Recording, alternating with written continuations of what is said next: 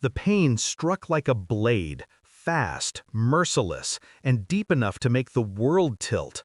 I remember gripping the kitchen counter, knuckles white, breath shallow. Something inside me had ruptured, something far more delicate than an organ. I called her, my wife. My voice trembled when I said her name. I told myself it was the pain, not the fear of what I already knew, or what I no longer wanted to admit. She picked up after the fourth ring. Music thumped behind her, laughter, clinking glasses. "Yeah?" she said. "I think it's my appendix," I whispered. "I can't stand. I need you to come."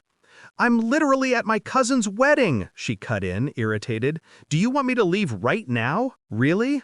"Yes," I thought, but all I said was, I don't know how long I have." Silence. Then a sigh, a familiar one, sharp, cold, tired of me. "Call an ambulance. I'll come when I can." The line went dead. I stared at the blank screen, the pain clawing up my stomach, and felt something break that had nothing to do with medicine.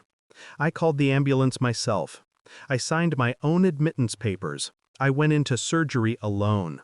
When I woke up hours later, groggy, dry-mouthed, a hollow echo inside my chest, she walked in. Still wearing her dress, still smelling of perfume that wasn't bought for me. She barely looked at me before saying, "So, can you drive home tomorrow? I'm exhausted." I stared at her, and something inside me stopped begging, stopped bleeding, stopped loving. That was the moment the real surgery began. While she talked, complaining about the music, the food, the traffic, I watched her with new eyes. Her face didn't soften when she looked at me. Her hands didn't reach for mine. Her voice didn't tremble at the thought of losing me. No guilt, no concern, just inconvenience. She scrolled through her phone as if I were another chore in her day, as if almost dying were something I did on purpose to disrupt her schedule. But it was when she said, "Next time, don't call me unless it's serious," that something cold settled inside my gut. Next time. There shouldn't have been a next time, not for a man she claimed to love. My daughter, our 6-year-old, walked in later, her face small, frightened, clutching her drawing pad like a shield. She kissed my forehead. "You look like you were sleeping forever," she whispered. I forced a smile. Then she handed me something a nurse had given her, a folded paper, my name on top. Doctor's handwriting. "He gave this to Mommy," she said. "Mommy didn't want to read it." Of course she didn't, because it wasn't addressed to her. It was addressed to me. But she opened it anyway, and the moment her eyes hit the words, her fingers began to shake. She sat down slowly, quietly, no more scrolling, no more irritation, just silence. A silence heavy enough to confirm what I already suspected. Her guilt wasn't about my appendix, it was about something far deeper. And now it had a name. The next days were spent recovering in the hospital, slow, careful, excruciating.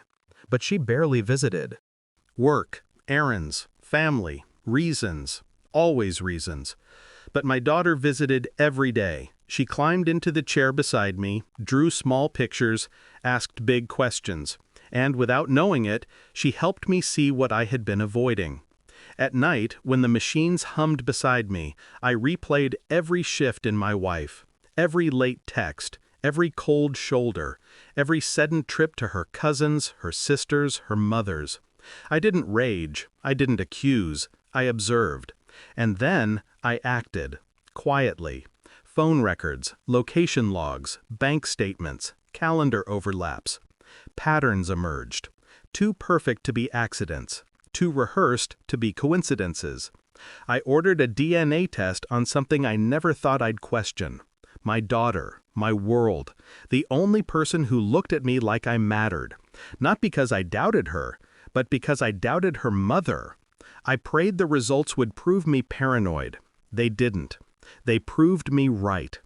The envelope came 2 days after I was discharged. A small, plain document, 1 sentence long.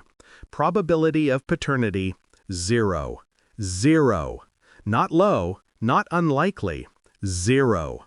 My heart didn't stop. It didn't explode. It didn't sink. It simply froze. A stillness colder than any betrayal. When she got home, I was sitting at the dining table, the envelope in front of me. She walked in, glanced at it, then at me. "What's that?" I pushed it toward her. She opened it, read the line, and her entire world cracked in front of me. She sank into the chair across from mine, hands trembling. I can explain." I didn't want her explanation. I wanted the truth, and I already had it. "I knew before the surgery," I said, my voice calm enough to terrify her. "I had the test done 2 weeks ago." She stared at me, pale, shaking. "Why didn't you say anything?" "Because I wanted to see if you'd choose me when it mattered." Her breath hitched, a small, broken sound. I continued, "You didn't." The silence between us turned into a confession she could never speak, a punishment she could never escape. "I'm not yelling," I said softly. "I'm not throwing anything. I'm not even asking who he is." She buried her face in her hands. I stood up, walked past her, and placed my wedding ring on the table. "You weren't there when my body was failing," I said, "so you don't deserve to be there when I get back up." I packed quietly. She cried quietly. Our daughter slept down the hall, innocent, unaware, still mine in every way that mattered. But biology wasn't what broke me. Her choices were. By morning, I was gone. No notes, no explanations, no promises. Just freedom. And as I closed the door behind me, I realized something simple, brutal, final. Some surgeries save your life. Some simply show you who's willing to let you die. This one did both. And I walked away without looking back.